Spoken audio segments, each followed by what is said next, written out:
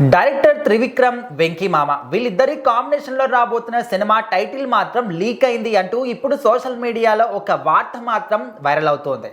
మరి అది నిజంగానే టైటిల్ ఒరిజినలే అనుకోవచ్చా? సో ఖచ్చితంగా డిసెంబర్ మొదలైందంటే వెంకటేష్ గారి ఫ్యాన్స్కి పండగ మొదలైందని చెప్పుకోవచ్చు. ఎందుకంటే డిసెంబర్ 13 ఆయన బర్త్డే సందర్భంగా ఏదో ఒక సినిమా అప్డేట్స్ వస్తాయి, ట్రైలర్ ఫస్ట్ లుక్ ఏదో ఒకటి వస్తుంది అని చెప్పి ఫ్యాన్స్ ఎంతగానో చాలా హ్యాపీగా ఫీల్ అవుతూ ఉంటారనమాట. అక్కడ నుంచి మళ్ళీ సంక్రాంతి దాకా వాళ్ళకి సినిమా అప్డేట్లు, సినిమా రిలీజు అన్నీ ఏదో ఒకటి పుష్కలంగా ఫుల్ మీల్స్ పెడుతుంటారు అనమాట వెంకటేష్ గారు. సో మరి ఈసారి బర్త్డేకి అయితే ఆయన చేయబోతున్న త్రివిక్రమ్ గారి సినిమా ఫస్ట్ లుక్ రాబోతుంది.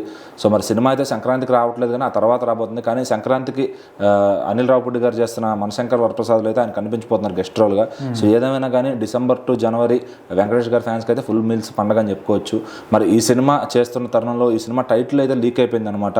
బంధుమిత్రుల అభినందనలతో అనే టైటిల్ని రిజిస్టర్ చేయించినట్టుగా తెలుస్తుంది.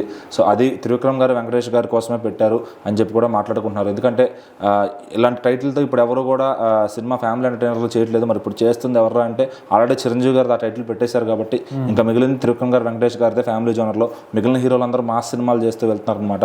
సో మరి మన రవితేజ గారి సినిమా కూడా భర్త మహాశైలకు విజ్ఞప్తి అని చెప్పి టైటిల్ని పెట్టేశారు. మరి ఇంకా టైటిల్ మిగిలింది వీళ్ళ కోసమే అని చెప్పి ఆ టైటిల్ని లీక్ చేసి చాలామంది సోషల్ మీడియాలో అయితే బయటపడడం జరిగిందనమాట. సో మరి అదే first look and title December 13 release చేద్దామన్న ప్లాన్లో అయితే మూవీ టీం ఉన్నారు. సో మరి అది ముందుగా లీక్ అవడంతో మరి ఈసారి ఇంకా దానికి మించి ఏమైనా అప్డేట్ ఇస్తారా, జస్ట్ ఫస్ట్ లుక్తో సరిపెడతారా, అసలు అందులో త్రివిక్రమ్ గారి జోనర్లో ఆయన ఎలా కనిపిస్తారు? ఎందుకంటే అంతకుముందు ఎప్పుడు త్రివిక్రమ్ గారు వెంకటేష్ గారిని డైరెక్ట్ చేయలేదు. ఎప్పటి నుంచో చాలామంది వాళ్ళిద్దరు కాంబినేషన్ కోసం అయితే ఎదురు చూస్తారనమాట. అంతకుముందు రైటింగ్ రాశారు, ఏది మల్లీశ్వరి, అట్లాగే నువ్వు నాకు నచ్చే వాళ్ళకి. బట్ ఆయన డైరెక్షన్లో అయితే ఎప్పుడు చేయలేదన్నమాట. మరి ఈసారి ఆయన డైరెక్షన్లో వెంకటేష్ గారిని ఎలా చూపిస్తారు? జస్ట్ రైటింగ్తోనే అంత మెప్పించారు జనాలంటే ఇంకా ఆయన డైరెక్షన్తో ఇంకెంత మెప్పిస్తారు? సో మళ్ళీ దాని తర్వాత త్రివిక్రమ్ గారు కూడా ఎన్టీఆర్ గారి ప్రాజెక్ట్కి షిఫ్ట్ అవబోతున్నారు అనమాట. మరి ఈలోపు ఆ ఎన్టీఆర్ గారు కూడా కొంచెం బిజీ ఉండటంతో ఆయన ఈ గ్యాప్లో వెంకటేష్ గారితో సినిమా పెట్టేసుకున్నారు.